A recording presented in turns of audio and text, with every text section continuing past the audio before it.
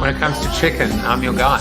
Blinking. I'll have what Joseph's has. Look, somebody's talking about you. This is what we call the voice of God. Popping. Everybody just gets to focus on you. Grab me. Probably not the best thing for an introvert. I'm asking for you. Well, I like a good chicken sandwich. Touch me. Hi, David. Comment. Oh my God. Like. You're actually an identical twin. Push. Maybe I'll just ask Julie to talk about what it is to be an identical twin. Pick me up. No, you didn't. Shouting. Surprise! Jeremiah, just hang on a second. I just got a text. There's an edit for your new opening, Joseph. I feel really honored to have been here, man. But by the way, you've done a masterful job. Seriously. And it was such a joy. Thanks, Joseph. It's an honor. Good on you. This was a pleasure. I mean, you are the prime example of how to pivot in this new environment. I wish everybody gets an opportunity to interact with Joseph Jaffe and Corona TV. Who needs Cameo when I've got my own personal Cameo? It's very meta when you see Tom Morris in the intro credits and you see him on screen and is in the background and he's the co-host of the show. Welcome, Tom Morris. Well, thank you, Joseph Jaffe. I realized from that intro, I need to get some more interesting shirts to wear when I'm on this show. You just put me to shame, man.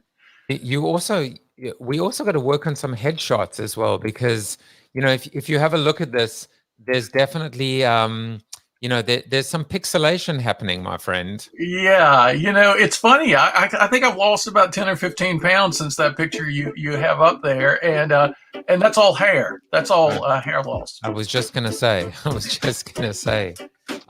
So this is the week that was, and you're my co-host. Isn't that the best thing in the world? You and I just hanging out together. That's my final birthday present. My birthday was last week, and you made that a special day, and I consider this my last present. I've decided that you are Tom Morris of Tom Morris Inc., LLC, Pty, Ltd, etc., etc. How do you even want to be introduced, by the way? I don't have any idea. Introduce me as the world's you do it well. World's happiest philosopher, which is like the world's shortest NBA player. There aren't a lot of giddy philosophers in the world, but I'm one of them. So instead of the live banner, I've now got a keep calm and subscribe to my show in the top right-hand side. Last night, I'm if I look tired, it's because I'm tired, by the way. Late night Jaffe with Tina Greenbaum, depending on whether you're on the East Coast or the West Coast. And then just up, several hours later, ready to do it all over again. Oh man, it's amazing. When do you prep for an early morning show when you've been up so late at night? I can't imagine how you do this, man. The prep for this show is less intensive because it's just you and I hanging out. Okay. It's the hardest part was actually being able to edit the little 60-second clip from Tina, which normally takes time. So I have my post-production, which I've now finished, and I can batch it for the next day. But that little edit that can take time. But anyway, here we are. Her whole positioning is mastery under pressure.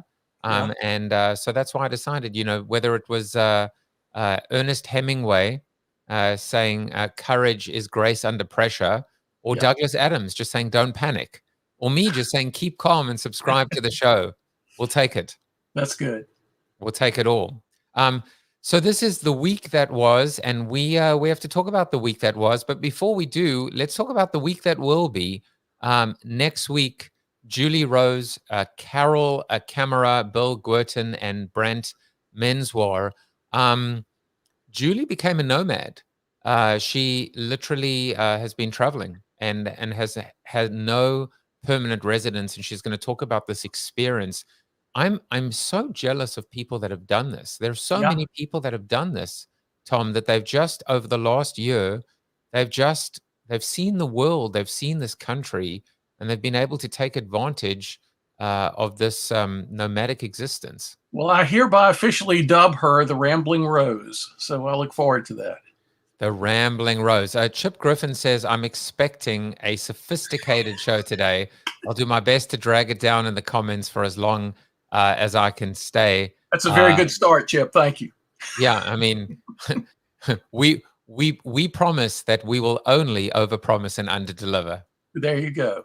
And then Brent Menswar, his whole positioning is around this idea of black sheep, of being a black sheep. So it's this whole idea of being different, standing out, zigging when the others zag.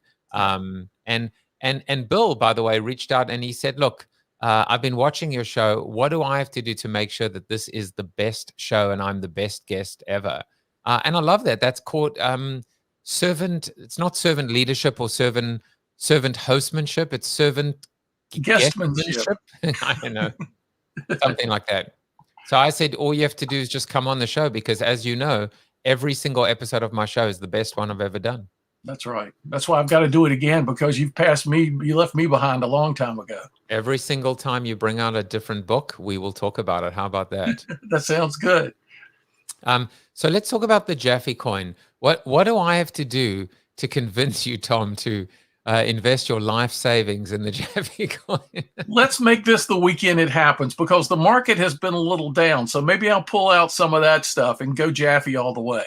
Now, when you said the market has been down, you mean the crypto market or just the stock market? Oh, the stock, the old market, the stock market, the one that people thought they should invest in. I don't even watch the old market anymore. Well, it got really high and then it dropped a little bit. And so now's a good time to re-Jaffe our investments. The one thing that's so interesting, and I pointed it out yesterday, is that and this is about 24 hours, well, not 24 hours, maybe 12 hours out. But you see these things that says weekly rally rewards, and I wonder at that. I'm in wonder. But this week already, $8,400 equivalent will be distributed to the entire Jaffe economy. Oh my! And so part of this whole idea is that just buying the Jaffe coin and holding the Jaffe coin is in fact supporting the Jaffe economy. In other words, it's not about buy coin and give it to me, right? It's not about tipping. I mean, tipping's great and everything, or exchanging it for experiences, for shout outs, whatever. But just by virtue of having it is kind of, so it's kind of a cool thing. I mean, it's just different, right? It's different to what the stock market is. It's different to any centralized precedent. And so I just wanted to point that out this week. Yeah, it's a new way of community building too. So I like that about it. Yeah, I like to be the late adopter. In the different categories, the creator, the early adopter, all that. I like to be the tail that wags the dog. I like to be the late adopter. So yeah, this is going to be the weekend for the Big Morris investment in the Jaffe economy. Woof woof! It doesn't have to be big. Do not make it big. So happy birthday to. Who's there? Michael Lazaro. There is Natalie Myers, Popper, Jean DeRose. Jean DeRose was the founder, I think, of Jupiter Communications, one of the large analyst firms back in the .com days. Laura Reese, who I believe is related to the great Al Reese. Anyone there you know?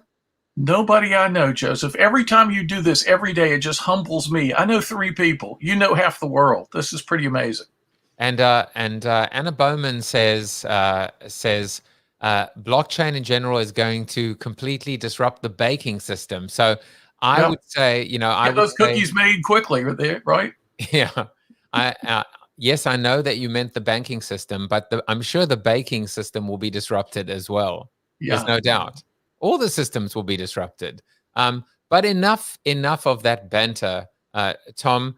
Let's talk about important stuff. Let's talk about the fact that finally, my book arrived. I'm so happy. Here it is. I actually have it in front of me just to prove to Joey that I really do have it. Look at it. Oh, I was going to reach for mine, but mine's downstairs. So yeah. It smells like a new book. It does not smell douchey at all, I got to say. It's a really good book. You guys, anybody who's watching, Joey Somebody by Joey Dumont. It's an incredible memoir. It's one of the most engaging memoirs I've ever read. It's probably the most interesting memoir I've ever read. And it's written by a wonderful person who wasn't always that way. don't want to give away too much. So. But he, he's an honest work in progress, and that's what I really love about it, the honesty of it, and the fact that he's recovering. It's a life struggle. It's the same thing like suckage, right? Like a company that's built to suck. You have to resist the inevitable urge to suck. That's right. I mean, I may not have Joey's book up here available, but I do have my Built to Suck always at hand. Sorry, put it back. Put it back. We're going to do simultaneous. I'm heading to. I hope I'm heading to South Africa soon to see my mom, and I'm taking the Oasis Within. I will not be without my Oasis Within, so I'm finally going to read it. Good, you'll like it. You'll like it. It's a book that a CEO once told me pages 5 and 6 changed his life. So you don't have to get that far into it. You can just read to page 7 and call it a day.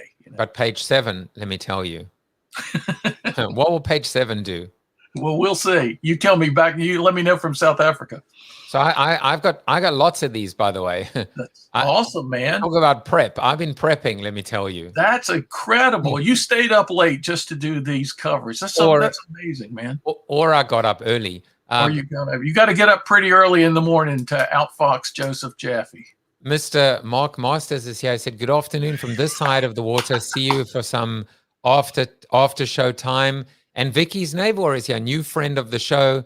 Amazing guest, amazing guest. She says, I can't wait to read Tom's books. And she's talking about that she bought Joey's book. Isn't it? Oh, wow. Isn't that amazing? Awesome. Isn't it amazing how we have guests on the show and we support them and buy their books? Yeah. There was a guest who came on our show, on my show, now it's our show because you're my co-host, and bought one of our after show regular. I mean, it's beautiful. It's the circle. Yeah. It is the circle. It is the circle. I've doubled my readership because of this show. Vicki was awesome. Ann is right. Vicki was awesome. In fact, you mentioned Mark Masters. You mentioned Vicki. I wish they could just walk in my study door here. I wish I could give them both a hug. They're just such great people. Well, you may be able to give them a virtual hug afterwards. I want to say that we'll talk about the week that was, and I mean, it was a big week. Lots of stuff going on in the world. Obviously the triple guilty verdict in the Derek Chauvin trial. Before we get there, assuming we do get there, there was, I think, one of the most fascinating case studies that I haven't fully grappled with. And when I saw Mark Masters, it made me think. There was an announcement that came out about a breakaway super league, not English, in football, soccer, where Barcelona, Real Madrid, all the Milan, Manchester United, Tottenham Hotspur, Liverpool, essentially 12 of the largest clubs broke away to form the Super League. Now, what was so crazy about it is that nobody knew about it. The managers didn't know about it. The players didn't know about it. The coaches didn't know about it. The fans didn't know about it. The only ones that knew about it were the chairman, the money-loving, grubbing chairman in the mahogany-stained boardroom.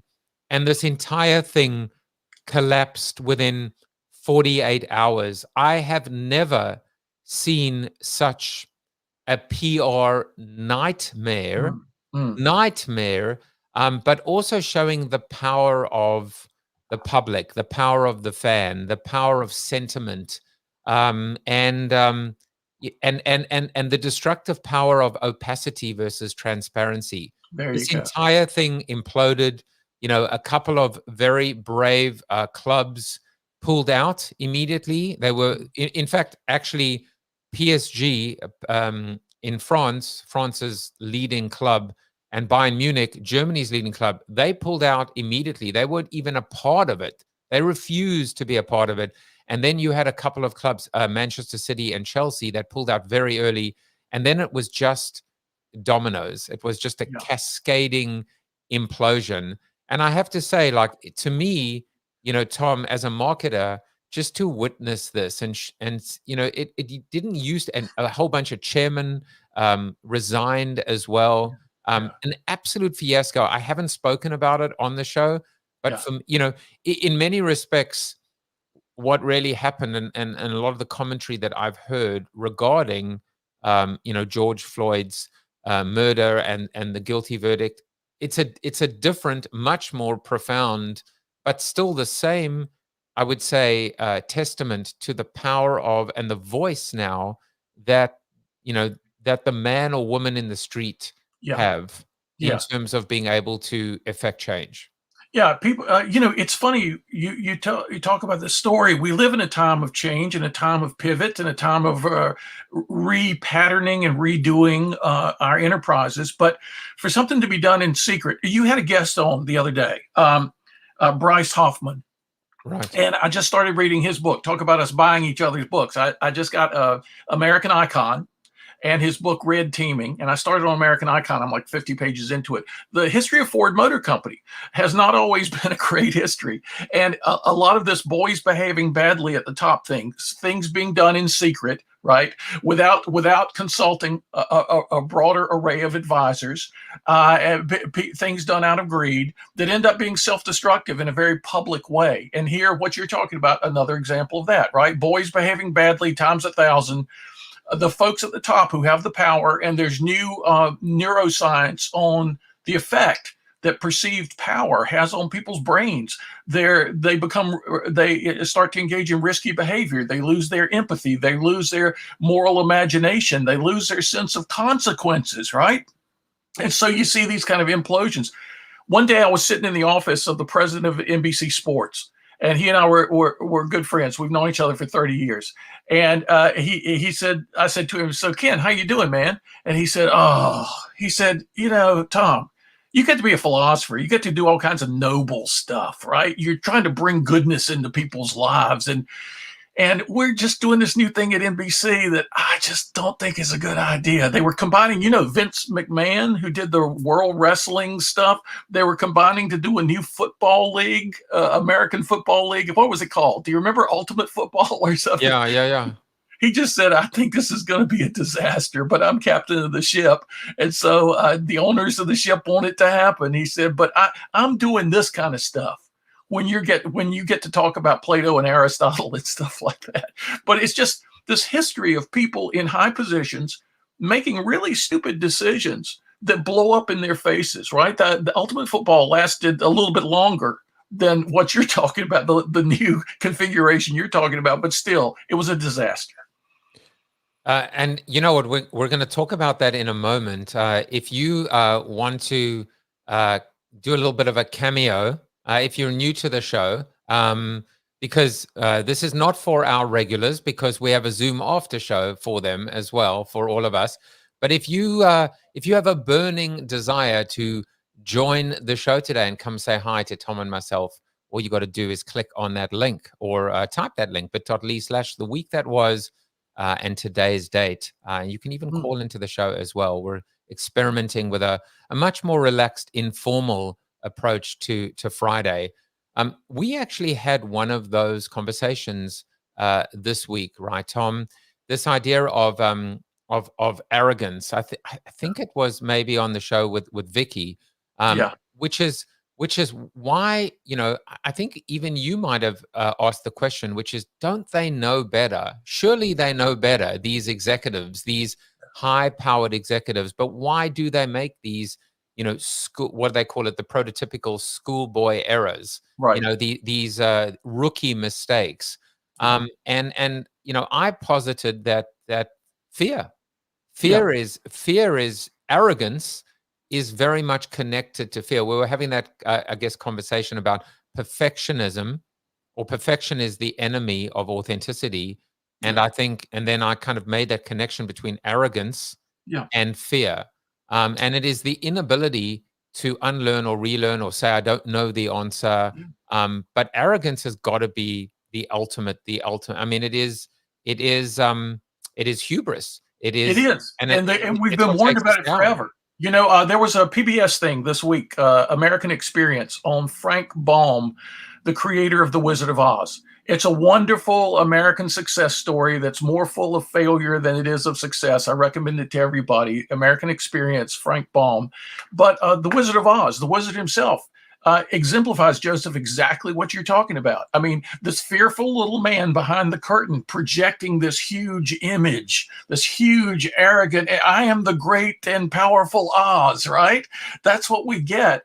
What I call boys behaving badly. It's all through human history. And that's why the Greeks in their tragedies, they talked about this hubris, this overreach, this grandiose ambition where people are trying to be bigger than they are, and they end up making themselves much smaller. It's a greatly ironic thing. And in fact, the book I've been writing for 10 to 20 years now, that's just gone to my agent, based on the story Frankenstein. You know, you and I have talked about it many times. This theme runs throughout history of talented, smart people launching into the world monsters they can't control. It's an amazing thing. Well, I want to talk about how you've, by the way, when you said I am the, I want you to do it again. I want you to repeat after me. I am the great and powerful Oz. Hang on. Okay. I am the great and powerful Oz. Well, maybe it should be me with the voice of God. I am the great and powerful Oz. Let's bring on Scott Monty and his voice for that. How about that? We need somebody with that great big booming voice. This is my Scott Monty music. It's my little quirky Scott Monty music. Let's talk about the week that was. We're going to go back to everything that I mean, there's so much amazing things to talk about. But as you know, in this format, what we do is we reflect on another four incredible guests. On Monday, Rich Bontrager was in the studio. And I really loved this clip because he not only talks about overcoming a debilitating stutter, but he actually mentioned something that I thought was really, really interesting in terms of, you know, as our friend David Rendell would say, the weakness is the strength. So let's watch that. Okay. Early on, when I got in the broadcast, and my broadcast professor said, Rich, you have a great voice, but no one will ever hire you because you stutter. Now, 30 years later, he laughs. He goes, that was so wrong. Because I found the secret to me and the stutter and the broadcasting was I can't do hard news. And I can't read the script. Someone else's words are not my words. I got in the sports play-by-play, I'd be like an ad lib all the time. Literally, I'm making up words and phrases, and hopefully they come out really good. But my stutter requires me to edit all the time. Don't try to mimic, copy, emulate somebody else too much. Use them as examples, but be you. Find your personality. Find your trigger within you. Having a stutter and ad-libbing and being spontaneous, because you don't normally associate the two together, because you got to think on your toes when you have a stutter. I love that. I mean, I love the fact that the stutter itself, actually, it's one of those things where, you know, like Fanzo would have spoken about his, you know, ADHD superpowered, as he refers to it, that when there is some kind of a challenge, what it does is it activates and supercharges the other senses. And in this particular case, I love the fact that the stutter has actually allowed him to become much quicker on his toes. I know that's a very common thing, right? Like kids with dyslexia who become so creative and captains of industry and all that. I remember on the Tonight Show, maybe it was Johnny Carson long ago, when I was a really young kid, there was a famous actor who was on who said every morning he woke up with a different letter he couldn't say. His stutter changed day to day. So he never knew in advance what letter he was going to have to avoid that day as an initial letter in words. And just the sheer mental energy it took day to day to get so creative, right? To use his vocabulary, to expand his range of language so that if it was the R words today, he doesn't have to use any words that start with R. They're synonyms, right? That's just an amazing accomplishment. That almost seems like I don't know whether it's completely unfair or completely fair, which is it's just like every day a new challenge, right? Every day I don't know. It's the perverted version of Sesame Street. Today's episode in my life brought to you by the letter R. Yeah, right. The letter, well, we won't say it, but yeah, you'll see by the one I avoid which letter it is. But, that's the thing. It makes people adaptable. It makes them just kind of infinitely adaptable.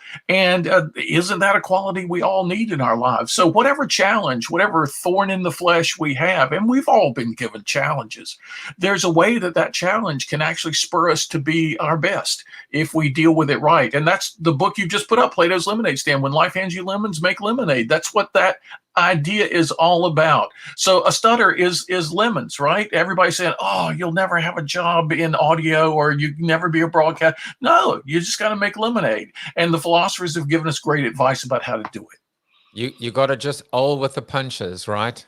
Right. That's right. Be creative, be an alchemist, be a magician with it. Especially if today's letter is R. Indeed. Now, what? One of the things that I've really loved about your particular role is that you've created this amazing fusion. You've brought together philosophy and business, and I just love how you do it. Right, where you've taken something that is timeless and classic, and then you've fused it with something that is current and contemporary. Why? I mean, besides the creative approach, and it is very creative, why this particular approach, which is being able to inject philosophy into our work ethos and the way that we kind of run our companies and indeed our lives? It's funny, if I had been a philosopher hundreds of years ago, my book might have been called If Aristotle Planted Corn, because agriculture was the common framework within which people lived and grew and discovered their talents, and now business is. So I think the great philosophers, Socrates would always go to where people were, right? He'd hit the streets. He'd talk to people where they lived and where they worked. Aristotle was the same way. He wanted to understand life in this world. And so if a philosopher now wants to understand life in this world, we've got to understand the world of work, and it's the world of business, right? And so I'm just shocked that I was the first philosopher to do this. There weren't books like If Aristotle Ran General Motors before that came out. There weren't philosophers running around trying to understand the corporate world and marketing and advertising and people's jobs and what makes for a great team. And so I was just, it was a kind of a pioneering effort for me. I didn't have anybody I could call up and say, how do you do this? I just had to be an explorer, go back to the child's mind. There's I heard a podcast the other day from New York Times, a professor out at Berkeley, talking about the difference between the child's mind and the adult's mind. She said the child's mind is about exploring. The adult's mind is typically about exploiting. The children really enjoy as much as they possibly can. And we adults end up enduring as much as we possibly can. We need to return to the child's mind. And I think really, Joseph, that's ironically, with philosophy being one of the most sophisticated human endeavors, it was the child's mind that brought me to applying philosophy to the world of work. And it's just been 30 years of having fun ever since. Wow. I mean, I love the fact that if Aristotle planted corn or if Aristotle had his own branded cryptocurrency, I may need to get with it, write another book, right? I mean, the point, of course, is that no matter where we are, no matter what the times are, there's always going to be that beautiful applicability and connection to Aristotle, to Plato, to Marcus Aurelius. Andy Murray, by the way, says exploring versus exploiting, brilliant. And Andy, what's so interesting, I mean, besides agreeing that he is brilliant, and Anna Bowman says, Tom, you live in the future, you just don't seem to realize it. Tom is from the future. Now it all, and yet he still has to go to bed at 9 o'clock at night. Well, I was shot out of a cannon into the future, and that's what happened to all the hair recently. It just slid down, and I lost it. So something like that. But going back to what Andy was saying, it's funny because explore versus exploit was the mantra of a very large consumer packaged goods client of mine back in the day. And they spoke about explore versus exploit. And they had really just two buckets. And unfortunately, I think they did much more exploiting than they did exploring. But that's actually how they categorized their marketing efforts, right? Exploring, experimentation, innovation, disruption, the creative side, and exploiting as in negotiation, bargain basement pricing, etc. It wasn't just marketing; it was the way that they even developed their channel relationships. And unfortunately, they were probably 85 to 90% exploit and about 10% explore. But it is a really good juxtaposition. And it's not as if it's a juxtaposition of one good word and one bad word. It's not as if we're thinking of exploiting as manipulating, as abusing. It can be a very good thing. To exploit is to use. To exploit can be to use well, to good purpose. And so if we do both those things properly in our life, if we attain the right balance, and at different points in our lives and in our business careers, that balance will be different. Sometimes it's mostly exploring and a little bit of exploiting what we learn and discover in our exploring. And sometimes it'll be we've already learned a bunch. Now we've got to put it to work. And so we shift a little bit to the exploiting side, but both have to go on. And we get so involved in exploiting what we have, what we know, our current resources, we forget to continue to explore. And that's the great reminder, I think. Well, I have two sound bites, a normal one and a bonus one from Drew McLellan, who was on the show on Tuesday. And the first one deals with, they both are very much focused on, on two aspects of life. One is our work from home reality and the future of work.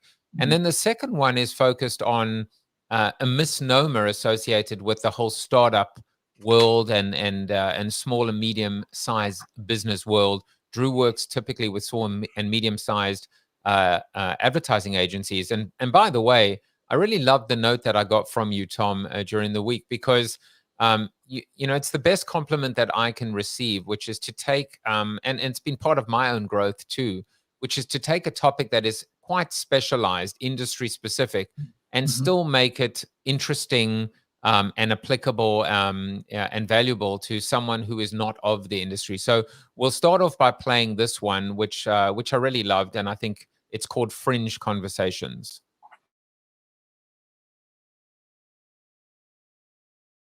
This idea of never being together, never sitting in a conference room, never whiteboarding an idea, never thinking through the collaboration that we do, and a lot of the accidental collaboration. Like you and I are in an office together and you walk by and I go, oh, by the way, I forgot to tell you this, or I overheard you talking to the client on the phone. And don't forget, I did that at my old agency. Happy to sit down with you and talk that through. A lot of those fringe conversations aren't happening. We can't make those happen on Zoom. Everything is so scheduled on Zoom. We forget about how we raise the young people. Most agencies, especially small agencies, hire entry-level people because we can afford them. And then we know they're going to grow by hanging out with the more seasoned people and observing how the work gets done. None of that buddying up happens in a Zoom environment. Really love these insights. And it's a common theme, right? The serendipity, the randomness, the imperfection, sometimes just the idle banter associated in the workplace, and how we've lost that serendipity, that randomness, that magic from dropping in. And it has to be said, the world of social audio has, in fact, what happened this morning as I was running around setting up the show, Tom, suddenly I heard voices, which is probably the first sign of madness. And I was like, wait, I was like, hello, hello, hello. And then I realized the voices were coming from my pocket. And what had actually happened is somehow just my phone in my pocket had come off the lock screen. And I don't know how, but I'd entered a Clubhouse room without touching my phone, by the way. But there is a serendipity sometimes that can come from just being able to drop in or randomly, spin a wheel and end up somewhere where you had no idea, where ordinarily you might not have gone. But we are certainly challenged right now to recreate or emulate that beautiful serendipity that came from the world that we used to know. Joseph, you are the master innovator. Who knew that you would be the inventor of the clubhouse butt dial? You're on stage, Joseph, and you don't even know what's going on. You're having your morning coffee. That's great. I love that. Yeah, I mean, at least I wasn't off mute when I was in when I was in one of the that the day rooms. may come, so be careful, my friend. I'm actually surprised that hasn't happened yet, but anyway, let's hope it does not happen. There is a long comment coming in from Andy Murray, but because he mentioned Thoreau, I feel like I need to. Can you read it? Do you want to read it, or would you like me to read as it? Thoreau said, most men live lives of quiet desperation and go to their graves with the music still inside them. I think most workers in big companies retire to Florida with the music still inside them. Corporate leaders don't like uncertainty, but in uncertainty is the adventure. Do you think we will go back post-COVID to that soul-sucking place, operational, incrementally? How can leaders realize we are wired for adventure? That's an awesome comment, Andy Murray. That's an awesome comment. My father gave me advice as a kid. He was a 12th grade high school graduate, and I grew up in an 800 square foot house full of philosophy books that my dad had written in. My dad loved Emerson and self-reliance and things like that. But my father would say life is supposed to be a series of adventures. The one you're on now is preparing you for the next one in ways you probably can't even imagine.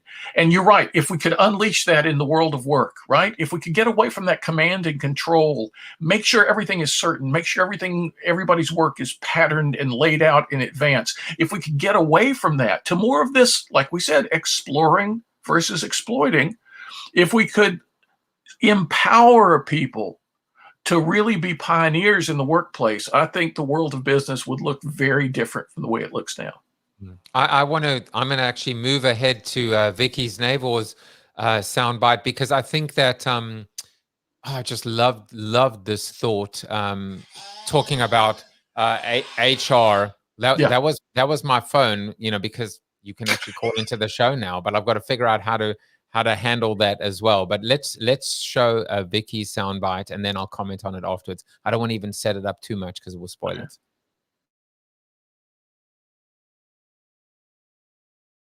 I always thought, and I still do today, that if you get so good at that job of telling someone that they're out of the company, that you forget that it's a human being, then you really shouldn't be in HR anymore. Your time has come to find something that doesn't require as much humanity and empathy as a great HR leader can offer that role. There was another mass shooting in the country, FedEx employee, ex-employee. There are moments of truth where the human in human resources can actually mean quite literally the difference between life and death. That's absolutely right. And the other thing, I know years ago, someone told me every HR person should lose their job once. And that, once that happens, yeah, I know. And I would say that I probably agree with that. I mean, that point, every HR person should lose their job once. I mean, that is the ultimate expression of empathy, and the lack thereof that comes from not understanding, and quite frankly, the most simplest idea of walking a mile in your employees or your laid off employees' moccasins. And there was another great insight there, Joseph. Your comment about the shooting. When people become violent in the workplace, that's a combination of a couple of things, right? They typically have their own problems, but they also typically don't feel they've been treated properly in the workplace. And if we have these occasional outbursts of violence, just think about all the problems that result from not treating people well that never make headlines. I got a Zoom call the other day from a young woman who works at a very famous tech company that all your listeners will have heard of. and she was telling me about how unsafe emotionally her workplace was, all the bullying, all the awful stuff that went on. And she was trying to make changes and bumping up against terrible resistance because people don't understand. People in positions of power in big and famous companies don't understand the simplest things about what human beings need to feel their best and do their best at work. And so to the extent that we can make a difference with that, you having people on like Vicki and discussing the kinds of things you all did this week, what a wonderful thing that is. Because again, there was a famous philosopher who once said, philosophy is just common sense in dress clothes. And there's a sense in which we need to be reminded of those basics. And Vicki brought some of those really back to home in a way that was very vivid, the kind of empathy that's needed in HR and everywhere in the world of work. And speaking of Apple, I'm just I'm just kidding. I'm just kidding. But, you know, another of your wonderful books is called Socrates in Silicon Valley, The Essential Jobs at Work. But we don't know what tech company you were referring to. You're not far from hitting the bullseye. But you know what? Yeah, Steve Jobs, for all his wonderful skills and abilities, his visionary capacity, he had a lot of problems. And I was fortunate in writing this book, Socrates in Silicon Valley. I titled it the way I did because he and Socrates had a lot in common, other than just not liking to bathe and going barefoot as often as they possibly could. They were really revolutionaries in what they did, and they had the fans and foes, right? But it's interesting that I was able to access stuff. There's been so many books written about Steve Jobs, but I was able to access stuff none of the biographers has ever seen, because I had friends who had been direct reports of Steve Jobs, for like one guy for 6 years, and he shared with me faxes that none of the biographers had ever seen. And it was like, whoa, okay, this really helps me understand stuff. So yeah, that was an amazing project to do. How somebody with so many psychological problems as Steve Jobs was nonetheless able, with a sound philosophy of leadership, to overcome so much bad stuff in his own life to really change the world. You know, going back to what we were discussing, the mental health mental health was not on, I would say, the agenda or our collective consciousness, even from a cultural standpoint, until maybe it feels until the last 14 months. Yeah. And the connection, as I made, between mental health at work and ultimately this epidemic we have, not a pandemic but an epidemic with respect to gun violence. And it's an obvious one. It's a straight line. And it's one that I think HR professionals have a moral responsibility now to take better care of their employees while they're working, and even more so when they're laid off inevitably. Yeah. And of course, Tom, it comes all the way back to another common theme that we've discussed over the last year on the show, which is conscious capitalism, and being able to really recognize and reflect the greater good of society beyond just bottom line and return to shareholders. And that's so important in every sector of our society. So it's not just that we have a problem of violence with respect to warehouses and supermarkets and people who work in those environments. Look at this week in the Derek Chauvin trial, how we've had an epidemic of dysfunctionality within police organizations around the country. And it's not just confined there.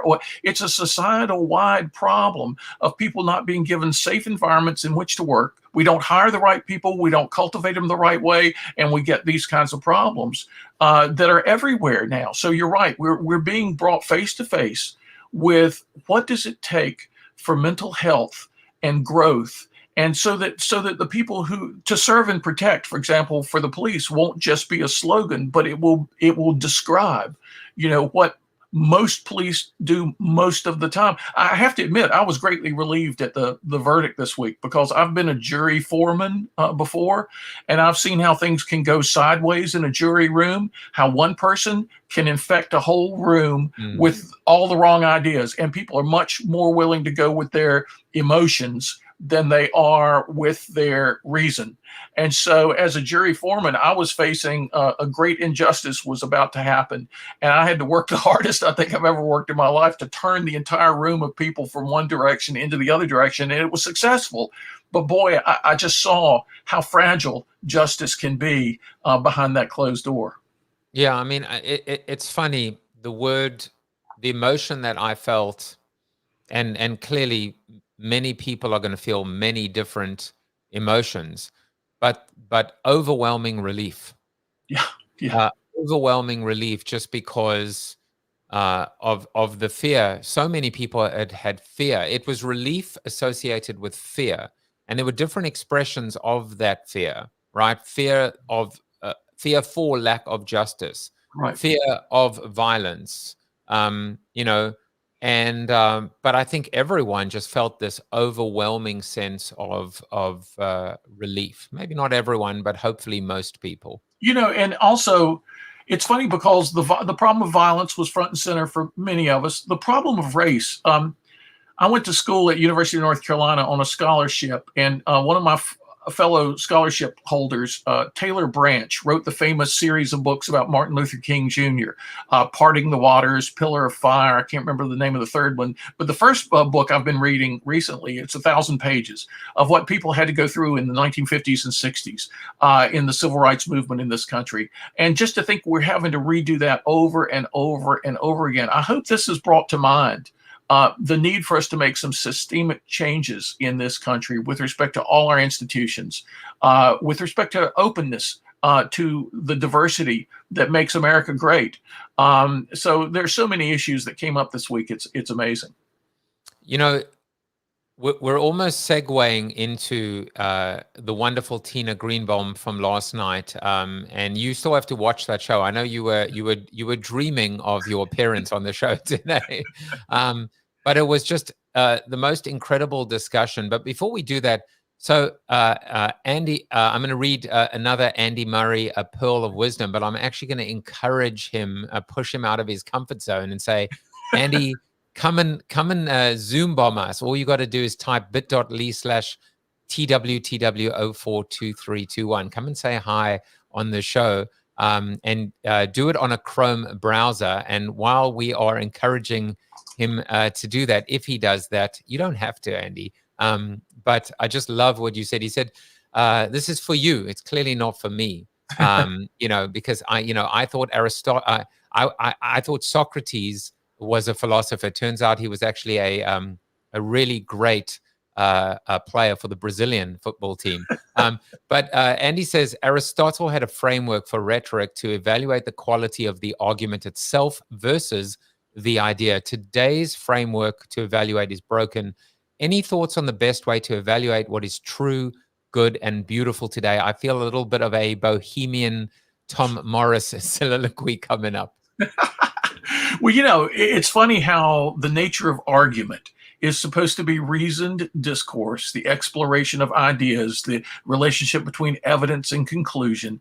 And yet we've Jerry Springerized argument in America. Remember the old TV show, The Jerry Springer Show, where every discussion turned into a fight and chairs were thrown and tables were overturned? Well, we have the metaphorical version of that culture-wide these days, right? Don't we? And a discussion of ideas quickly becomes an attack on people.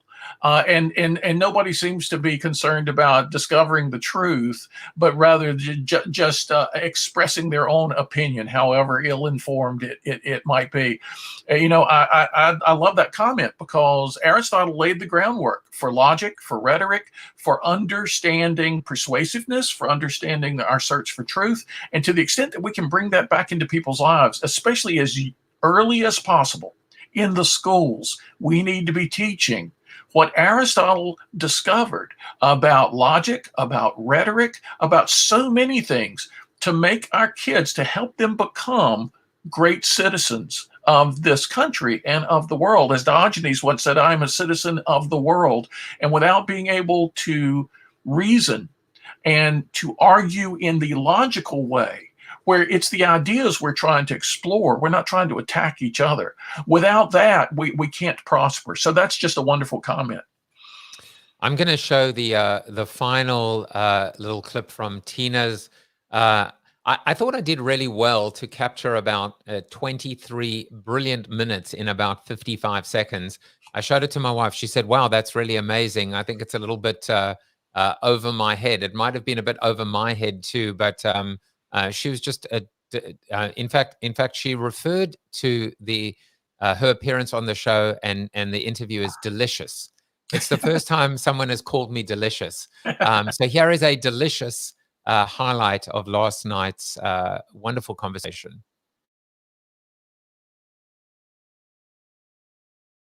I use a definition that I learned a long time ago.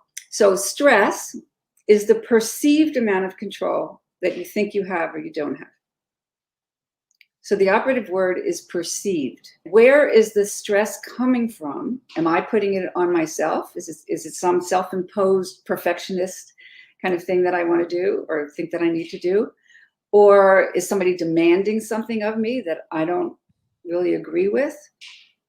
But once I can name what's really going on, then we can do something about it. How are control and fear connected?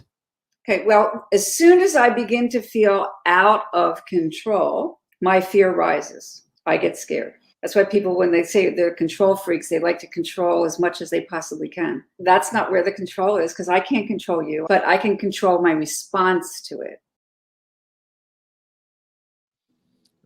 By the way, Andy is on the Zoom link, not on the show link. But Andy, we will be on the Zoom link in about 9 minutes.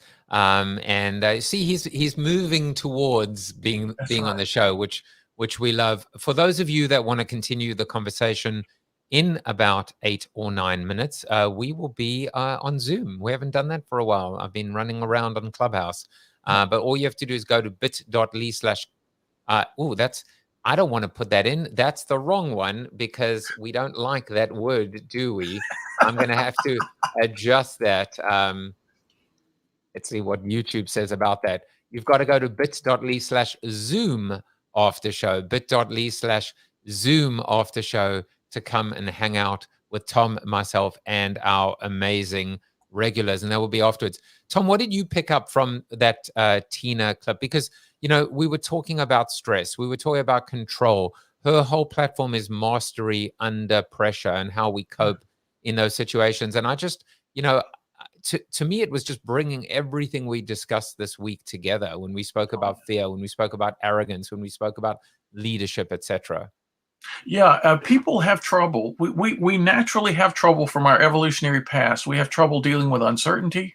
We have trouble dealing with perceived lack of control. And one of the ironies of life is that when you give up your need for control, it's almost magical how empowering that is, how much control it actually gives you. It's when you embrace uncertainty as a gift that you all of a sudden realize all the possibilities that are available to you in the dim darkness of uncertainty. You know, we're not like trains running on a track. We're more like all-terrain vehicles. We can go anywhere. And the uncertainty is the surprise, which Emerson once said, life is full of surprise. Well, you know, if you lived in such a way as to block out all surprise, you're going to live a very narrow and shallow life. If you expand your life, there's going to be a lot of uncertainties. There's going to be a lot of stuff you can't control. But if you live into that in the right way, it's a very exciting, innovative, creative way to embrace life. No doubt. And Anna Bowman says, give away control to gain power over yourself. It's great because it's so counterintuitive, and yet it is the ultimate liberation. Yeah, there's so much in life that's paradoxical or counterintuitive, like we should give, and that's the best way to get. Whereas people go around trying to get stuff all the time and hardly ever giving. Well, that's self-defeating, you know. You must become humble to become great. I mean, there are just all these wonderful paradoxes in life that the philosophers have tried to point out, but people would rather not consult the philosophers. Well, you know what? Always philosopher Forrest Gump once said, "Life is like a box of chocolates." That's good. You did it very well, and thank you, Chip. Or Anna Bowman just says, "Drink more." So we get everything on this show. Chip says, "I think Tom should write a book about the philosophy of Forrest." If Forrest Gump ran the park company. Which company? Yeah, I think Forrest Gump would improve almost any company you and I might name right now. What about Facebook? If Forrest Gump ran Facebook, there you go. Only improvement, only go up. that is for damn sure. Tom, in the time we have left, I want to talk about your move to writing a novel. And talk a little bit about the oasis within, and talk about your move into fiction. I remember 15, 20 years ago saying to my wife one day, "Do you think I'll ever write fiction, write a novel?" And she said, "No." And I said, "Why not?" She said, "Novelists pay attention to life. You pay no attention whatsoever. You're a guy who lives in the world of the mind, abstract ideas." And so she was right. So I paid no attention to her, and I wrote novels. I wrote 8 novels unexpectedly. Woke up one day, had breakfast, normal breakfast. I'm a daydreamer, but it was the most vivid daydream of my life. I see an old man and a young boy sitting in the sand someplace having this amazing conversation. I run upstairs to where I am now. I start typing as fast as I possibly can, 10 pages. It's like I'm watching a movie, and I put it on Huffington Post. I had a special relationship with Huffington Post for many years, so I could just post anything I wanted whenever I wanted.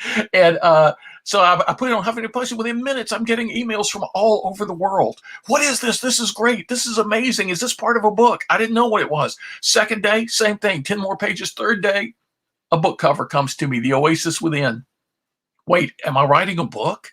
Is that the book I'm writing? I had no idea. It became 8 novels of over 1 million words that took 5 years to write. I'd be in a swimming pool in Scottsdale, Arizona, relaxing before a speech. The movie would start playing in my head. I'd have to jump out of the pool and write 3 chapters, sitting poolside, dripping wet. I'd be on the U.S. Airways flight, now American Airlines, and it would come to me in seat 2A. I would write a chapter sitting right there on any paper I could grab. It's become the philosophical epic of my life. I think it's the greatest work I've ever done as a philosopher, and it wasn't me. I got out of my own way enough to be a conduit to ideas that wanted to be expressed, a story that wanted to be told, and I was just lucky enough that it chose me as the scribe.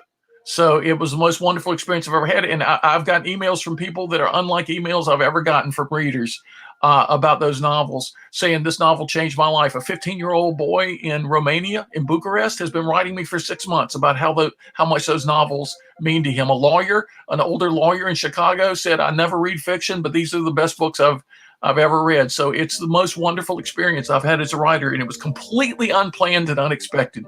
And it began happening at the age of 58. So I want to tell everybody out there watching our show, you never know what your next adventure may be. Beautifully put. And as the music starts to play up in the background, which is not playing you off, it's just playing you up. It's playing you up. I thought it was the old hook, There is no hook here. Vicki says, "Wow, Tom," and Andy adds, "This has been amazing. I went to the wrong link. I have a 9 a.m. course. I can't join the after show, but thank you, Joseph, for running a tight and super great show. I love it. Tom is amazing." Yes, Tom, you are amazing. No doubt. So are you, Andy.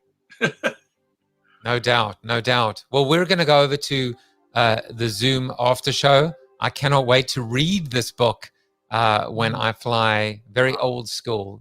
Yeah. Kindle is beneath you.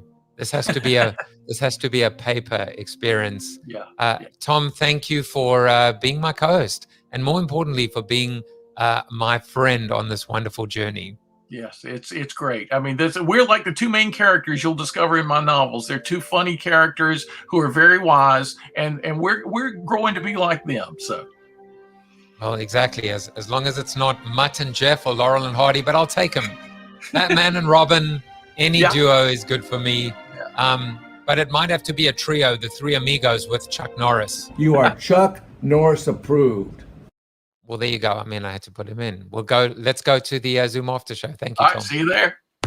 Thank you for watching the show about hope, positivity, optimism, and if there's time left over, a little bit of marketing with your host, multiple author, and global keynote speaker, Joseph Jaffe. If you like the show, tell a friend or two.